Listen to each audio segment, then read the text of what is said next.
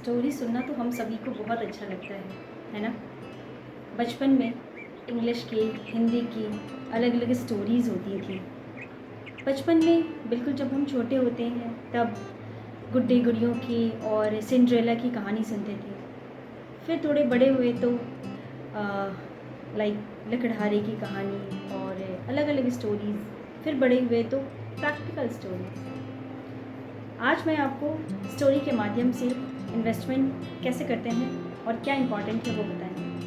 हाय, मेरा नाम सीमा है और मैं सर्टिफाइड फाइनेंशियल एडवाइज़र हूँ। लोगों को हेल्प करती हूँ उनके गोल को अचीव करने में छोटे छोटे इन्वेस्टमेंट करके। आज मैंने सोचा क्यों ना इसको एक स्टोरी के ज़रिए बताया जाए। और स्टोरी ऐसी है, दो फ्रेंड्स होते हैं, राम नॉट श्याम, राम एंड रमन। दोनों ही बहुत अच्छे दोस्त होते हैं और दोनों 20s के एज में होते हैं। दोनों ही बहुत ही अच्छे कॉलेज से पढ़ाई करके निकले होते हैं, इसलिए दोनों की बहुत ही अच्छी कंपनी में साथ ही साथ जॉब लग जाती है। दोनों बहुत खुशी से काम कर रहे होते हैं क्योंकि अच्छी नौकरी लग गई होती है। राम जो कि बहुत ही इंजॉय करने वाला पर्सन है, उसको इंजॉयमेंट बहुत पसंद है और उसको गाड़ी, घर, बंगला इन सब से बहुत अट्रैक्शन है, तो ये love that. Raman was also very बहुत ही अच्छा पर्सन है, उसको भी इन सब चीज़ों से बहुत अच्छा लगता था। लेकिन Raman was little bit different from Ram, क्योंकि राम ने देखा कि अब मेरी जॉब लग गई है, मुझे एक मंथली इनकम आ रही है। व्हाट ही डिड, उसने अपने बैंक को कंसल्ट करा, एलिजिबिलिटी देखी और एक अच्छा सा घर खरीद लिया। अच्छी बात है, अपना घर खरीद लिया जिसकी उसकी मंथली एक EMI बन गई। अब क्योंकि घर खरीद लिया है, ऑफिस जाना है, तो उसने देखा तो उसको लगा कि I should have a car, और उसने थोड़े टाइम के बाद एक कार भी ले लिया और कार की EMI भी शुरू हो गई। अब जब आप लोन प्रॉपर्ली पे कर रहे हैं, आप कार की EMI प्रॉपर्ली पे कर रहे हैं, तो बैंक को पता चल गया कि yes you are a good loan payer, आप अच्छे से लोन पे कर सकते हैं। तो अब वो आपके पास कॉल करती है, हेलो सर, आप एलिजिबल है क्रेडिट कार्ड के लिए। Oh my God, I am eligible. हमें लगता है कि हमने कौन सा तीर मार लिया है। Yes of course, I would like to have. और आपको स्टार्टिंग में वो छोटी लिमिट देते हैं so that you can use it and you can continue the payment. और उसके बाद वो देखते हैं कि यस आपकी एलिजिबिलिटी बढ़ गई है। You again got a call, sir क्योंकि आपने अच्छी पेमेंट करी है, आपका ट्रैक रिकॉर्ड काफ़ी अच्छा है, सिविल स्कोर बहुत अच्छा है, तो हम आपकी लिमिट बढ़ा सकते हैं, क्या आप इंटरेस्टेड हैं? अच्छा, लिमिट बढ़ जाएगी। देन वी स्टार्ट थिंकिंग, अच्छा लिमिट बढ़ जाएगी तो मैं ये घर के खर्चे क्रेडिट कार्ड से कर सकता हूँ। यस ओके, बढ़ा दीजिए। क्रेडिट कार्ड की लिमिट बढ़ गई। अब लिमिट बढ़ गई है तो नई कॉल। तो रमन ने घर भी ले लिया, लोन पे कर रहा, गाड़ी भी ले लिया, EMI पे कर रहे हैं, क्रेडिट कार्ड भी बहुत सारे ले लिए।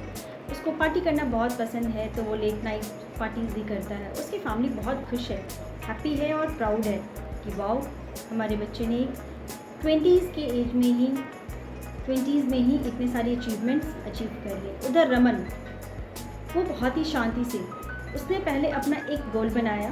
उसने देखा कि मेरी इनकम इतनी आ रही है और मेरे घर के खर्चे कितने हैं। उसे लोन पे बिल्कुल भी बिलीव नहीं था, इसलिए उसने अपने ऑफिस के पास ही एक रेंटेड घर लिया जहाँ पे उसका रेंट कम था। अब क्योंकि किराए के घर में है तो मेंटेनेंस भी थोड़ा कम है, मेंटेनेंस भी कम पे करना पड़ रहा है। तो उसके ओवरऑल और खाने पीने और पार्टी का इतना शौक नहीं है। तो इन सब सारी चीज़ों को मिलाकर अप्रॉक्स उसके 50% का खर्चा होता है, जो भी उसकी सैलरी है, और 50% उसका बचता है। उसमें से वो थोड़ी सी इमरजेंसी फ़ंड के लिए रख के बाकी पैसों को इन्वेस्ट कर देता है, अलग अलग जगहों पे इन्वेस्ट करता है। लोगों को लगता है कि ये बिल्कुल बोरिंग लाइफ जी रहा है, he is spending a very boring life. लोग उसको फॉलो नहीं करते हैं, उसको उससे ज़्यादा कॉन्टैक्ट नहीं रखना चाहते हैं क्योंकि वो बोरिंग लाइफ जी रहा है। खैर, दोनों की लाइफ बहुत ही अच्छी चल रही थी। 4-5 साल बीतते हैं, सडनली कुछ क्राइसिस आता है, और क्राइसिस आते ही कंपनियां अपने एम्प्लॉयज़ को निकालना शुरू करती हैं, जिसमें से राम और रमन दोनों को ही कंपनी से निकाल कर बाहर भेज दिया जाता है। और भी एम्प्लॉयज़ होते हैं जिनको बाहर निकाल दिया जाता है, बट ये दोनों भी उनमें से एक होते हैं। अब क्योंकि राम ने बहुत से लोन लिए हुए थे, तो उसको लोन पे करना है। अब क्योंकि जॉब चली गई है, इनकम नहीं है कोई, तो कॉल लोन पे कैसे होगा, ये टेंशन क्या करें। अब क्योंकि उसके पास गाड़ी है, ईएमआई ज़्यादा है, तो जब कुछ भी नहीं है तो क्या दिखता है, निकालो इसे। क्योंकि अभी क्राइसिस है तो उसको कम दाम में अपने लोन को, अपनी कार को बेचना पड़ता है।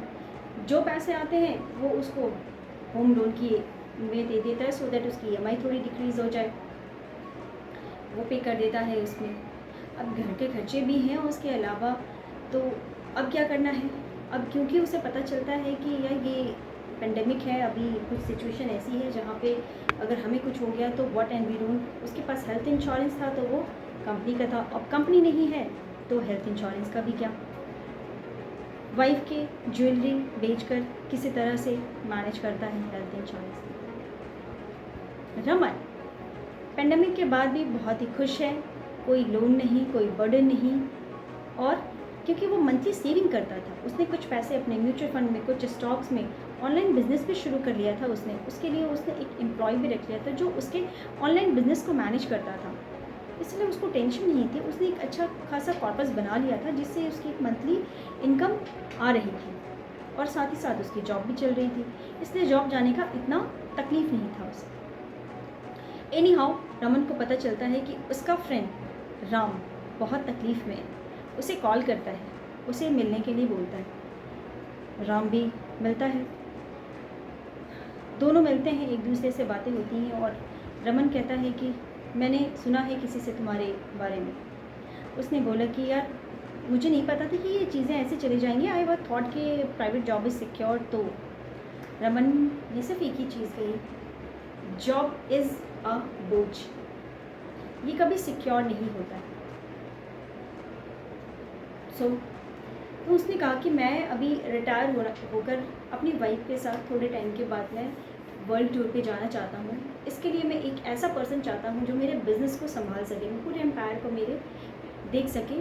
And I think because I know you so long, तो मुझे पता है कि तुम बिज़नेस को बहुत अच्छे से संभाल सकते हो, क्योंकि तुम बहुत रिस्पॉन्सिबिलिटी के साथ काम करते हो।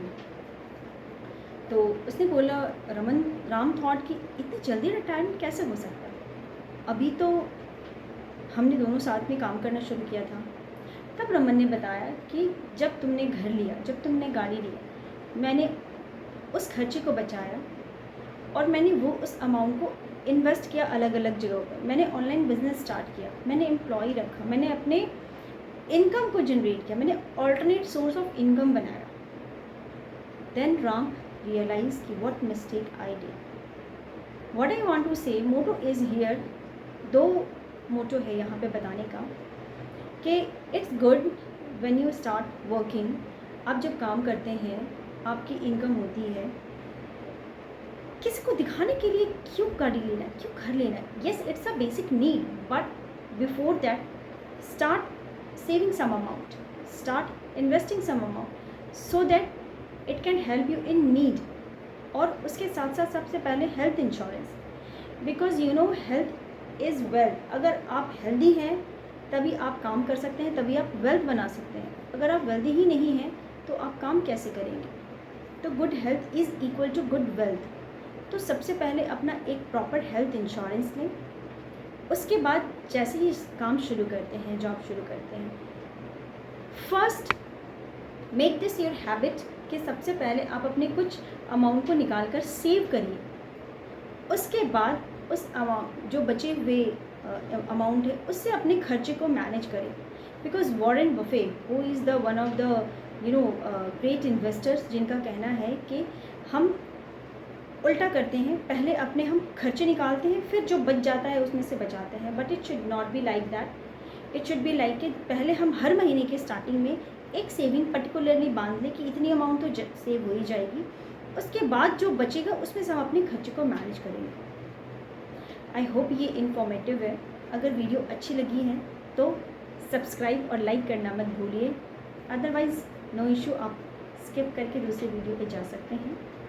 और बने रहिए नई वीडियो नए टॉपिक के साथ। Till then stay safe, stay healthy. अगर आपको किसी और टॉपिक पे डिटेल्स चाहिए, कोई और इन्फॉर्मेशन चाहिए, तो आप मुझे कमेंट बॉक्स पे लिख सकते हैं। I will get back to you. Thank you.